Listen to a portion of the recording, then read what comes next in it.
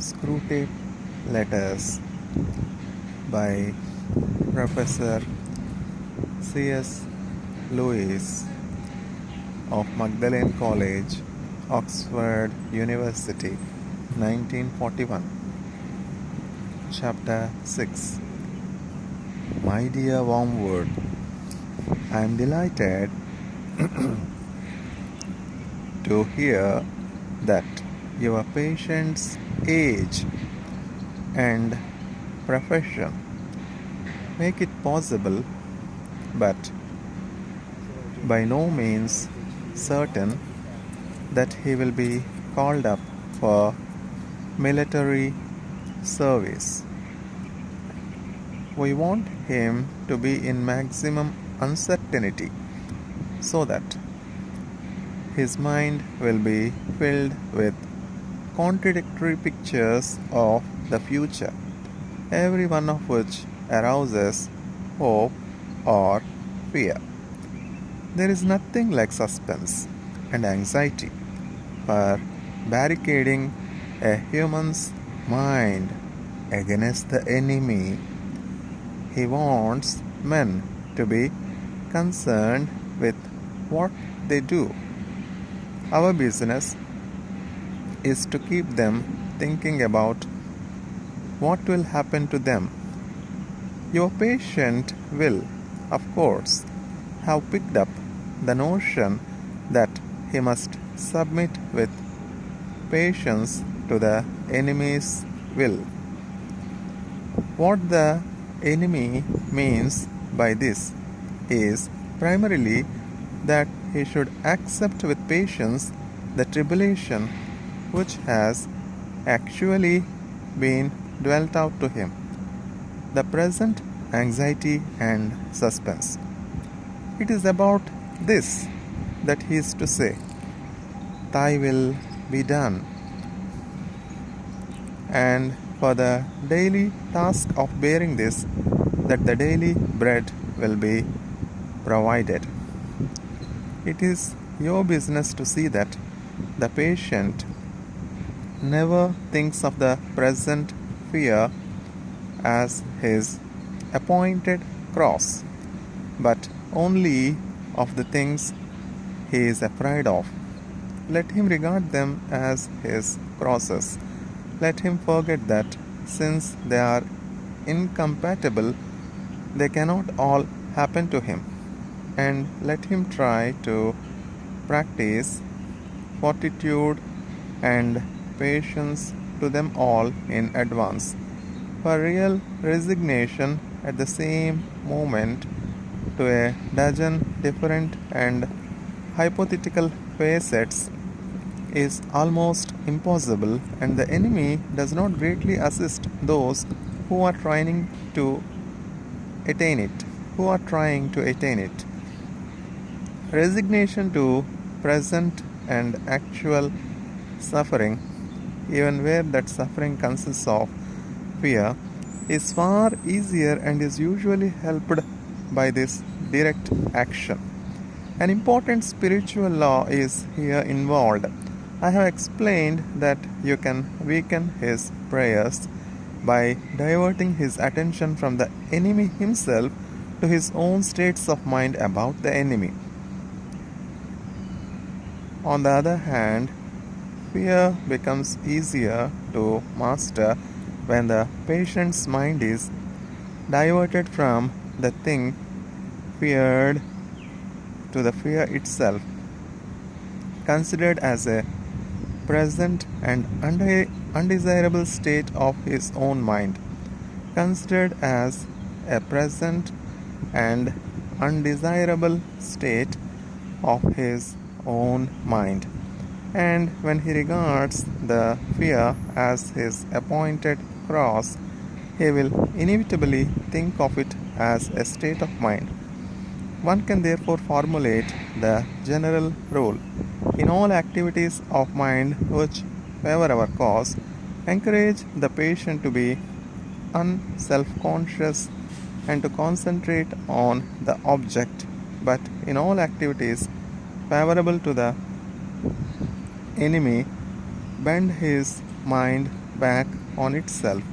Let an insult or a woman's body so fix his attention outward that he doesn't reflect. I am now entering into the state called anger or the state called lust. Contrariwise, let the reflection. My feelings are now growing more devout or more charitable. So, fix his attention inward that he no longer looks beyond himself to see our enemy or his own neighbors. As regards his more general attitude to the war, he must not rely too much on those feelings of hatred which the humans are so fond of discussing in Christian or anti Christian periodicals. In his anguish, the patient can, of course, be encouraged to revenge himself by some vindicative feelings directed towards the German leaders, and that is good so far as it goes. But it is usually a sort of melodramatic or mythical hatred directed against imaginary scapegoats. He has never met these people in real life. They are lay figures, modeled on what he gets from newspapers. The results of such fanciful hatred are often most disappointing, and of all humans, the English are, in this respect, the most deplorable milksops. They are creatures of that miserable sort who loudly proclaim that torture is too good for their enemies and then give tea and cigarettes to the first wounded German pilot who turns up at the back door. Do what you will, there is going to be some benevolence as well as some malice in your patient's soul. The great thing is to direct the malice to his immediate neighbors whom he meets every day and to thrust his benevolence out to the remote circumference to people he doesn't know. The malice thus becomes wholly real and the benevolence largely imaginary. There is no good at all in flaming his hatred of Germans if, at the same time, a pernicious habit of charity is growing up between him and his mother, his employer, and the man he meets in the train. Think of your man as a series of concentric circles, his will being the innermost, his intellect coming next, and finally his fantasy. You can hardly hope at once to exclude from all the circles everything that smells of the enemy, but you must keep on shoving all the virtues outward till they are finally located in the circle of fantasy and all the desirable qualities inward into the will. It is only insofar as they reach the will and are there embodied in habits that the virtues are really fatal to us. I don't, of course, mean what the patient mistakes for his will, the conscious fume and fret of resolutions and dentist teeth, but the real center, what the enemy calls the heart. All sorts of virtues painted in the fantasy or approved by the intellect or even in some measure loved and admired will not keep a man from our Father's house. Indeed, they may make him more amusing when he gets there. Your affectionate uncle, Screwtape.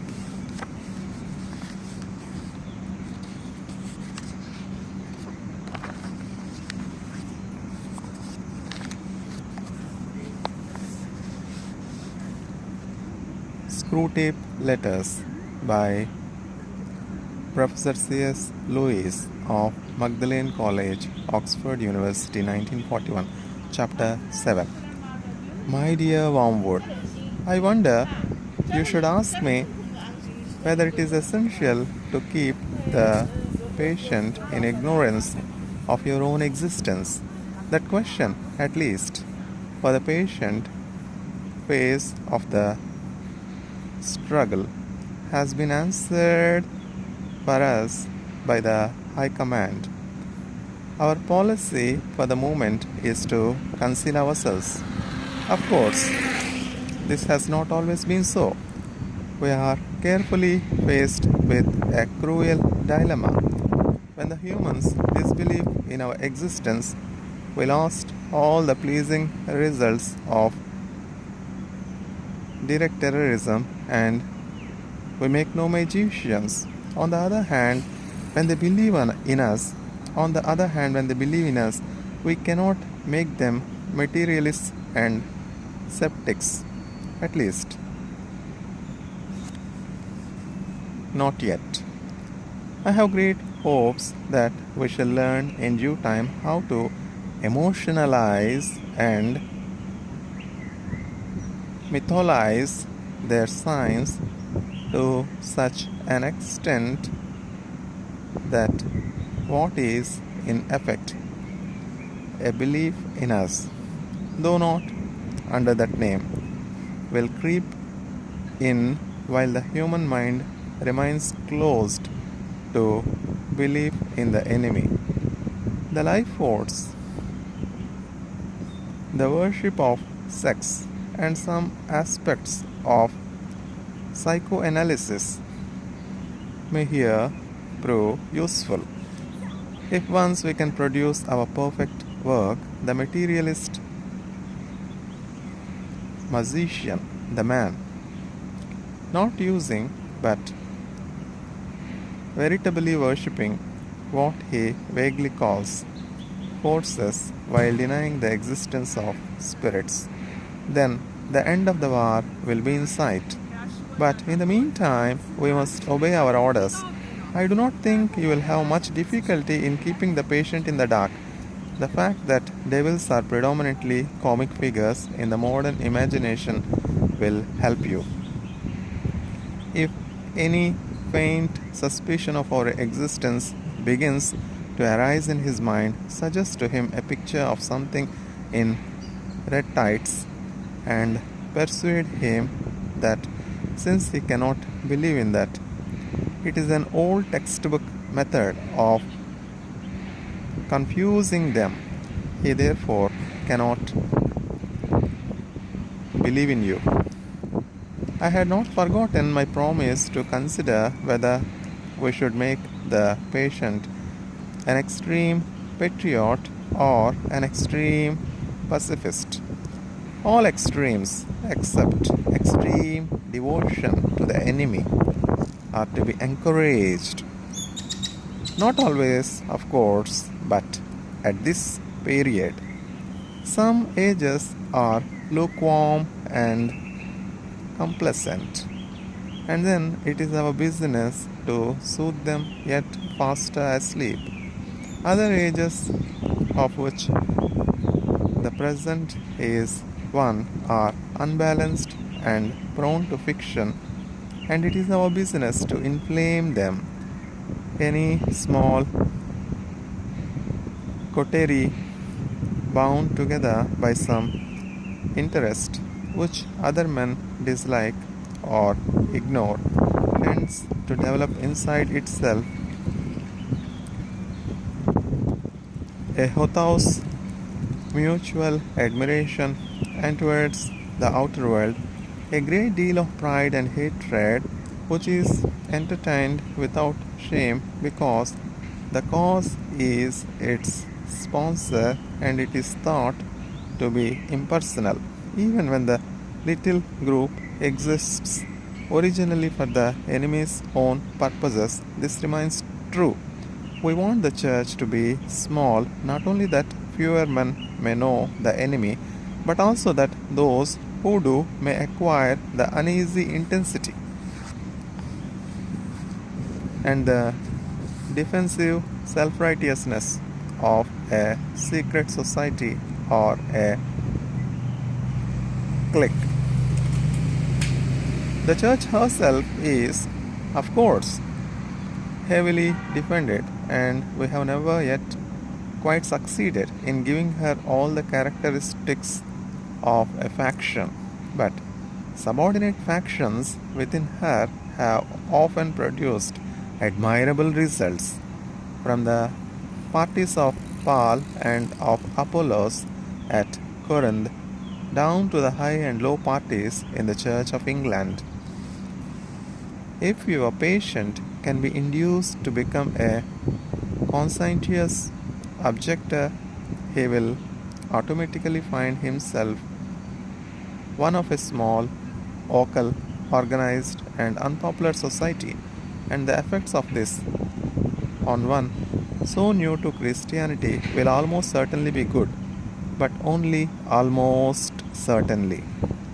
He has had serious doubts about the lawfulness of serving in a just war before this present war began.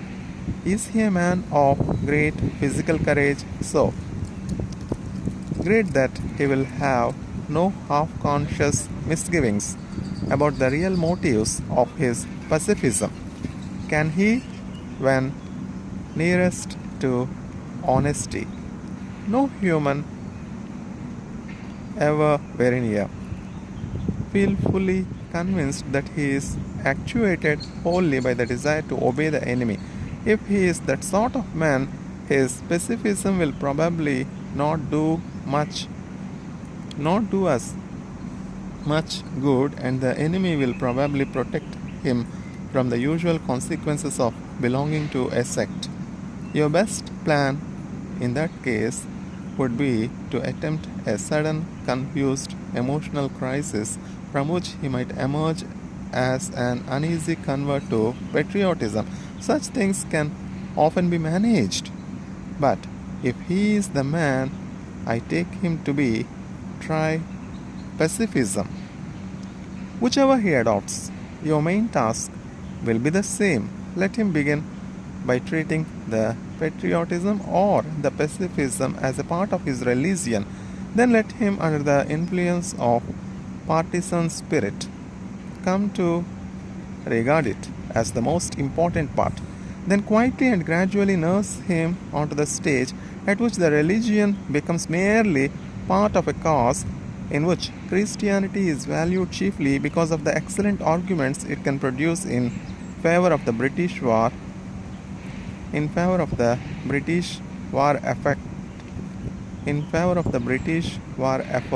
or of pessimism. Because of the excellent arguments it can produce in favor of the British war effort or of pacifism. The attitude which you want to guard against is that in which temporal affairs are treated primarily as material for obedience.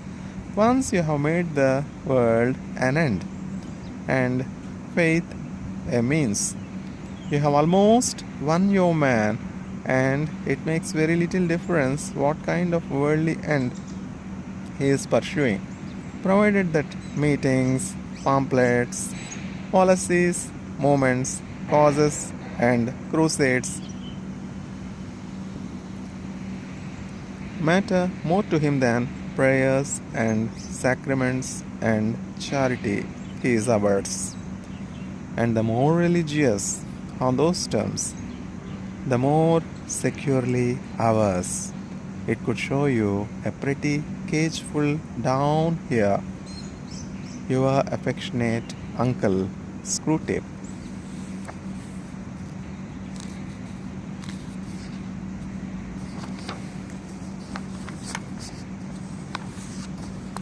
Screwtape Letters by Professor C.S. Lewis. of Magdalene College, Oxford University, 1941. Chapter 8.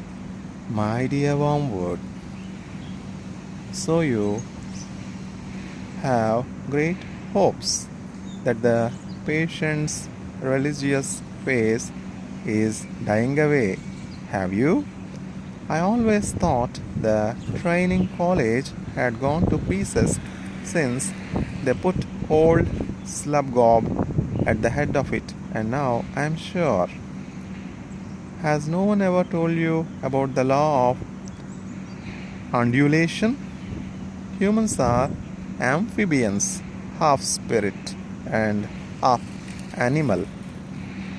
The enemy's determination to produce such a revolting hybrid was one of the things that determined our Father to withdraw his support from him. All spirits, they belong to the eternal world, but as animals, they inhabit time. This means that while their spirit can be directed to an eternal object, their bodies, passions, and imaginations are in the continual change. For to be in time means to change.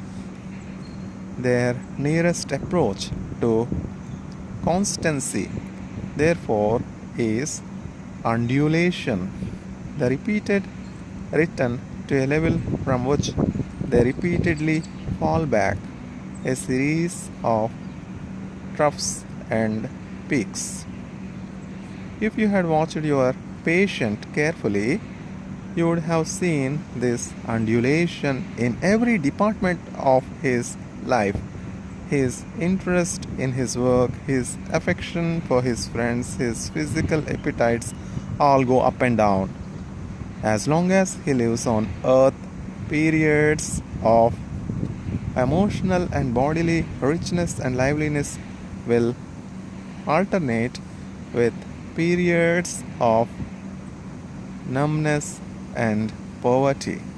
The dryness and dullness through which your patient is now going are not, as you fondly suppose, your workmanship. They are merely a natural phenomenon which will do us no good unless you make a good use of it. To decide what the best use of it is, you must ask what use the enemy wants to make of it, and then do the opposite. Now, it may surprise you to learn that in his efforts to get permanent possession of a soul, he relies on the troughs even more than on the peaks. Some of his special favorites have gone through longer and deeper troughs than anyone else. The reason is this: to us, a human is primarily food. Our aim is the absorption of its will into ours, the increase of our own area of selfhood at its expense. But the obedience which the enemy demands of men is quite a different thing. One must face the fact that all the talk about his love for men and his service being perfect freedom is not, as one would gladly believe, mere propaganda, but an appalling truth. He really does want to fill the universe. He really does want to fill the universe with a lot of loathsome little replicas of himself, creatures whose life on its miniature scale will be qualitatively like his own, not because he has absorbed them, but because their wills really conform to his. We want cattle who can finally become food. He wants servants who can finally become sons. We want to suck in. He wants to give out. We are empty and would be filled. He is full and flows over. Our war aim is a world in which our Father below has drawn all other beings into Himself. The enemy wants a world full of beings united to him but still distinct. And that is where the troughs come in. You must have often wondered why the enemy does not make more use of his power to be sensibly present to human souls in any degree he chooses at any moment. But you now see that the irresistible and the indisputable are the two weapons which the very nature of his scheme forbids him to use, merely to override a human will as his felt presence in any but the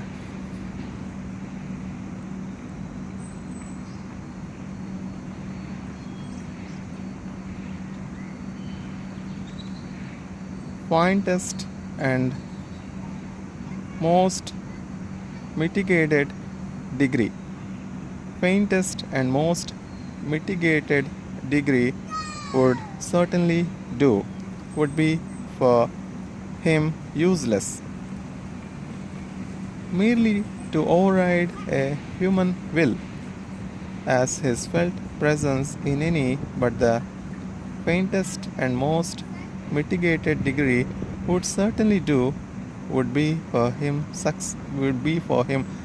useless, would be for him useless. He cannot ravish, he can only woo, for his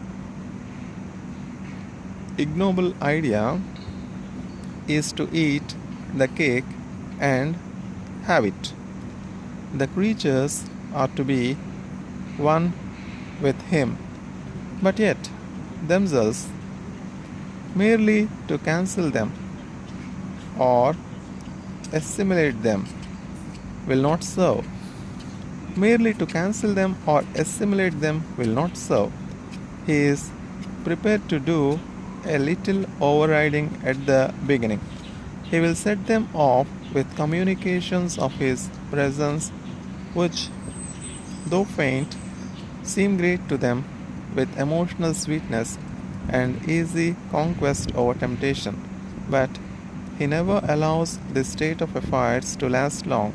Sooner or later he withdraws, if not, in fact, at least from their conscious experience, all those supports and incentives.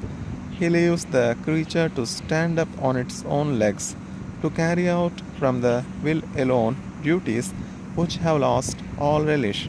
It is during such trough periods, much more than during the peak periods, that it is growing into the sort of creature he wants it to be. Hence, the prayers offered in the state of dryness are those which please him best.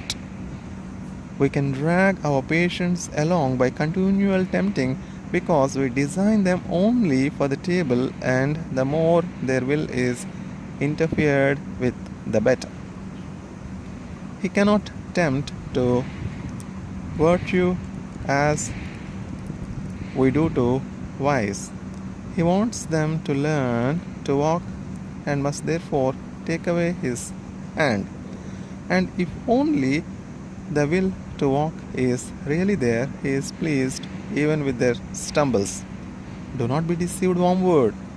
Our cause is never more in danger than when a human, no longer desiring but still intending to do our enemy's will, looks around upon a universe from which every trace of him seems to have vanished, and asks why he has been forsaken, and still obeys. But of course, the troughs afford opportunities to our side also. Next week, I will give you some hints on how to exploit them. Your affectionate uncle, Screwtape.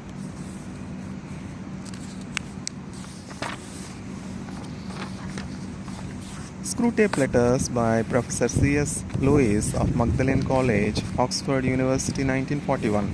Chapter 9.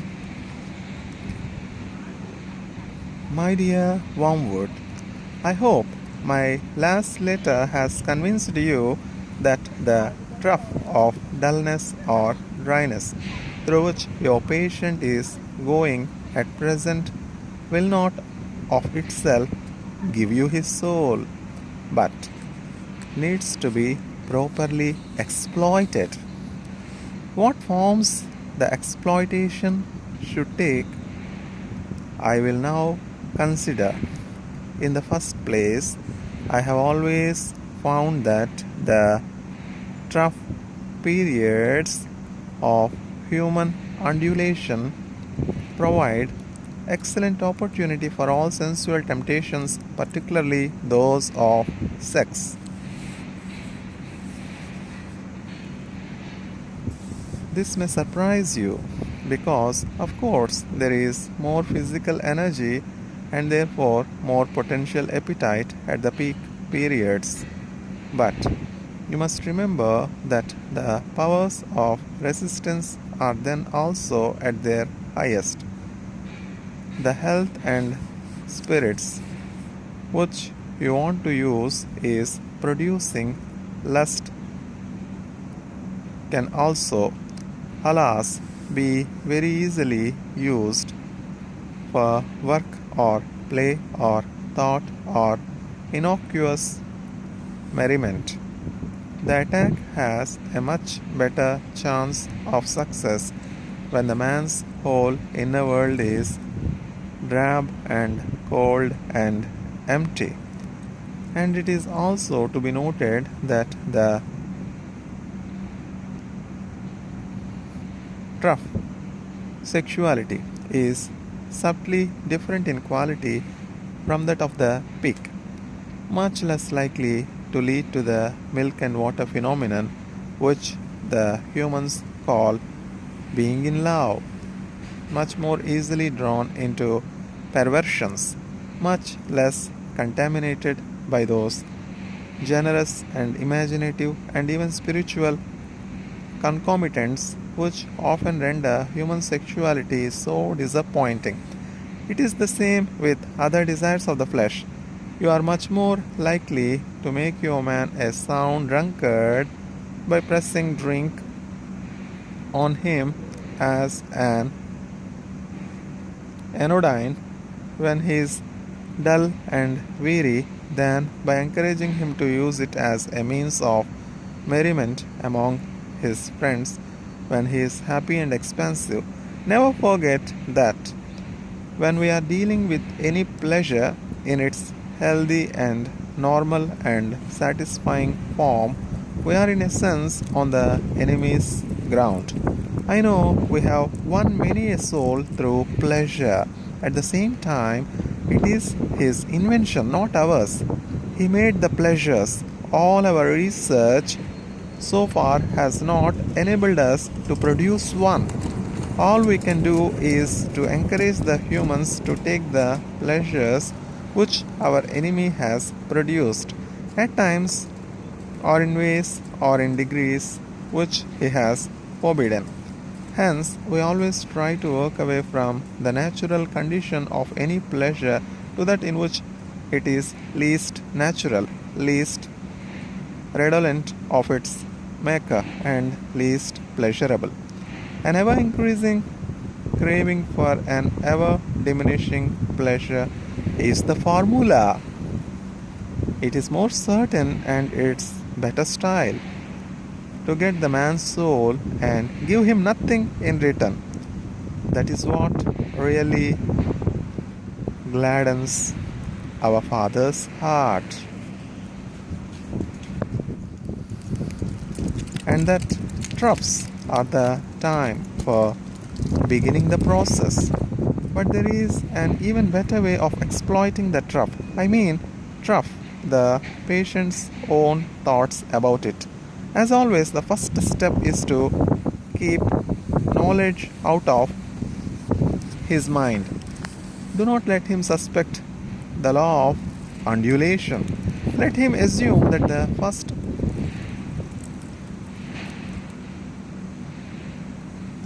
hors d'oeuvres of his conversion might have been expected to last and ought to have lasted forever, and that his present dryness is an equally permanent condition.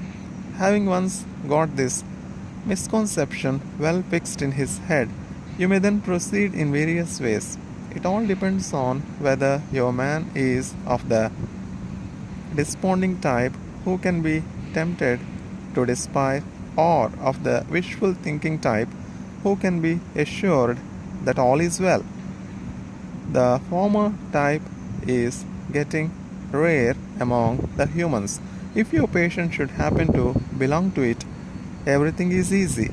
You have only got to keep him out of the way of experienced Christians, an easy task nowadays, to direct his attention to the appropriate passages in Scripture, and then to set him to work on the desperate design of recovering his old feelings by sheer willpower. And the game is ours. If he is of the more hopeful type, your job is to make him acquiesce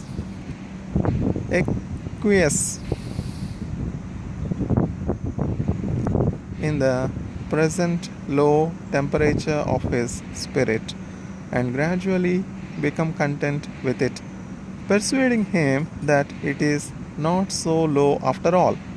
In a week or two, you will be making him doubt whether the first days of his Christianity were not perhaps a little excessive. Talk to him about moderation in all things. If you can once get him to the point of thinking that religion is all very well up to a point, you can feel quite happy about his soul. A moderated religion is as good for us as no religion at all, and more amusing. Another possibility is that of direct attack on his faith. When you have caused him to assume that the trough is permanent, can you not persuade him that his religious phase is just going to die away like all his previous phases? Of course, there is no conceivable way of getting by reason from the proposition, I am losing interest in this, to the proposition, this is false. But, as I said before, it is jargon, not reason, you must rely on. The mere word phase will very likely do the trick. I assume that the creature has been through several of them before. They all have, and that he always feels superior and patronizing to the ones he has emerged from, not because he has really criticized them, but simply because they are in the past. You keep him well fed on hazy ideas of progress and development and historical point of view, I trust, and give him lots of modern biographies to read. The people in them are always emerging from phases, aren't they? You see the idea? Keep his mind off the plain antithesis between true and false. Nice, shadowy expressions. It was a phase. I have been through all that. And don't forget the blessed word, adolescent. Your affectionate uncle, Screwtape.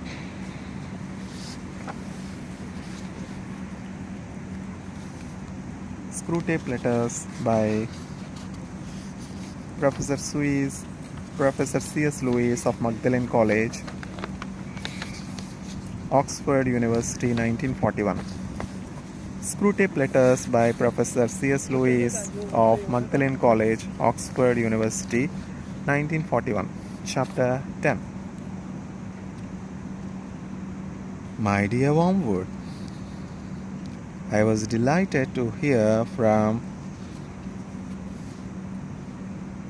Triptways that your patient has been some very desirable new acquaintances and that you seem to have used this event in a really promising manner. I gather that the middle-aged married couple who called at his office are just the sort of people we want him to know: rich, smart, superficially intellectual, and brightly skeptical about everything in the world. I gather they are even vaguely pacifist, not on moral grounds but from an ingrained habit of belittling anything that concerns the great mass of their fellow men, and from a dash of purely fashionable and literary communism.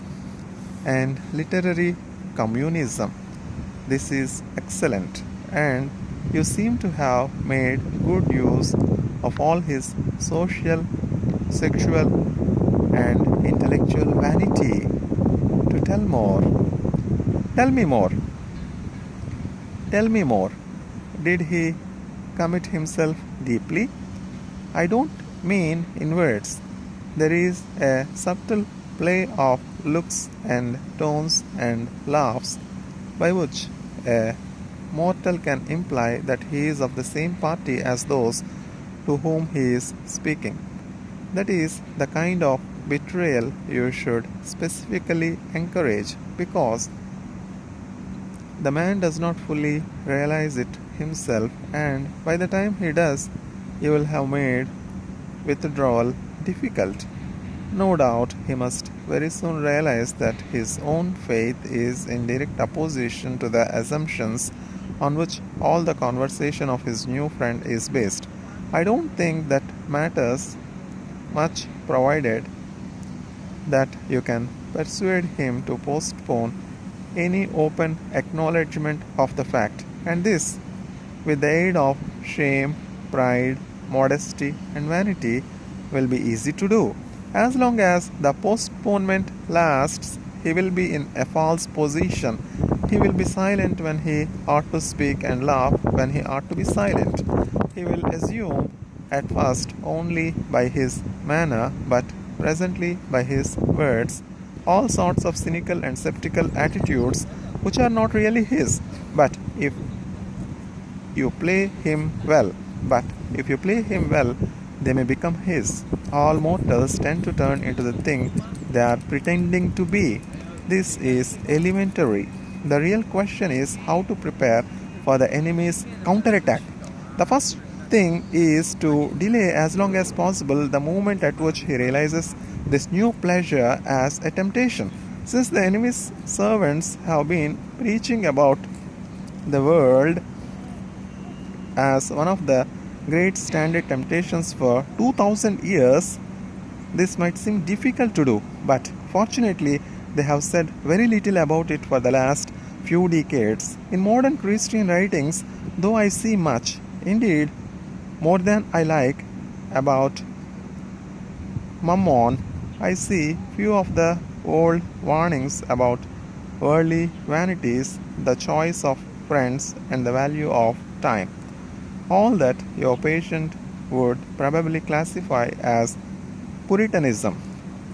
And may I remark in passing that the value we have given to that word is one of the really solid triumphs of the last 100 years.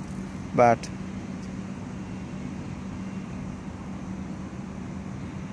by it, we rescue annually thousands of humans from temperance, chastity, and sobriety of life. By it, we rescue annually thousands of humans from temperance, chastity, and sobriety of life. Sooner or later, however, the real nature of his new friends must become clear to him, and then your tactics must depend on the patient's intelligence. If he is a big enough fool, you can get him to realize the character of the friends only while they are absent. Their presence can be made to sweep away all criticism. If this succeeds, he can be induced to live, as I have known many humans live, for quite long periods, two parallel lives. He will not only appear to be but actually be a different man in each of the circles he frequents. Failing this, there is a subtler and more entertaining method. He can be made to take a positive pleasure in the perception that the two sides of his life are inconsistent. This is done by exploiting his vanity. He can be taught to enjoy kneeling beside the grocer on Sunday just because he remembers that the grocer could not possibly understand the urbane and mocking world which he inhabited on Sunday evening, and contrariwise to enjoy the body and blasphemy or the coffee with his admirable friends, all the more because he is aware of a deeper spiritual world within him which they cannot understand. You see the idea. The worldly friends touch him on one side and the grocer on the other, and he is the complete, balanced, complex man who sees round them all. Thus, while being permanently treacherous to at least two sets of people, he will feel, instead of shame, a continual undercurrent of self-satisfaction. A continual undercurrent of self-satisfaction. Finally, if all else fails, you can persuade him in defense of conscience to continue the new acquaintance on the ground that he is in some unspecified way doing these people good by the mere fact of drinking their cocktails and laughing at their jokes, and that to cease to do so would be priggish, intolerant, and of course puritanical. Meanwhile, you will of course take the obvious precaution of seeing that this new development includes him to spend more than he can afford and to neglect his work and his mother. Her jealousy and alarm and his increasing evasiveness or rudeness will be invaluable for the aggravation of the domestic tension. Your affectionate uncle, Screwtape.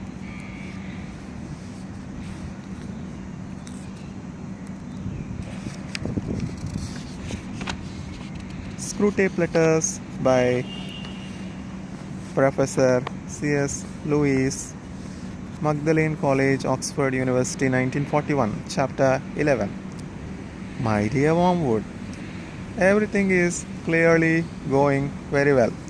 I am especially glad to hear that the two new friends have now made him acquainted with their whole set.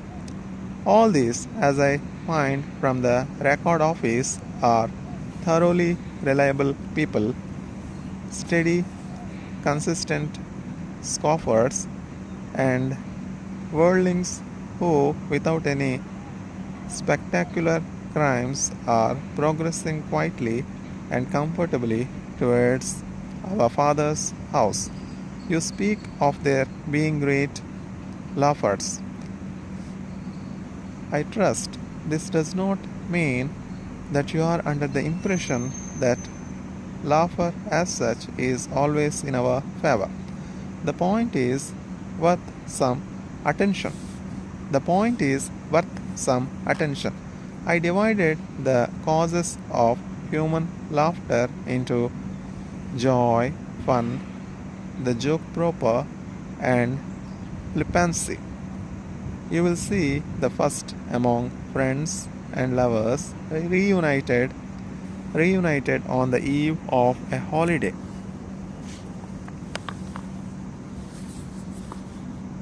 Among adults, some pretext in the way of jokes is usually provided, but the facility with which the smallest witticisms produce laughter at such a time shows that they are not the real cause. What that real cause is, we do not know. Sometimes, like it is expressed in much of that detestable art which the humans call music, and something like it occurs in heaven. A meaningless acceleration in the rhythm of celestial experience, quite opaque to us. Laughter of this kind does us no good and should always be discouraged. Besides, the phenomenon is of itself disgusting and direct insult to the realism, dignity, and austerity of hell.